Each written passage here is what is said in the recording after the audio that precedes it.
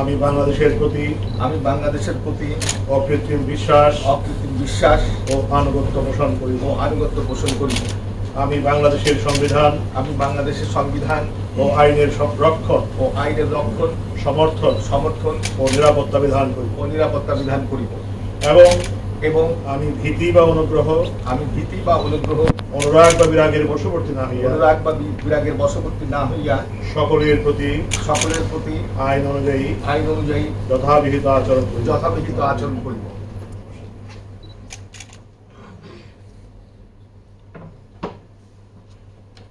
Supreme কোর্টের appeal বিভাগে নিয়োগ পাওয়া ৩ বিচারপতি শপথ নিয়েছেন। তারা হলেন বিচারপতি মোহাম্মদ আব্দুল হাফিজ, বিচারপতি মোহাম্মদ শাহিনুর ইসলাম ও বিচারপতি কাশেফা হোসেন। বৃহস্পতিবার সকাল 10:30টায় সুপ্রিম কোর্টের জাজেস লাউঞ্জে প্রধান বিচারপতি ওবায়দুল হাসান তাদের শপথ বাক্য পাঠ করান। এ সময় আপিল ও হাইকোর্ট বিভাগের বিচারপতিরা উপস্থিত ছিলেন।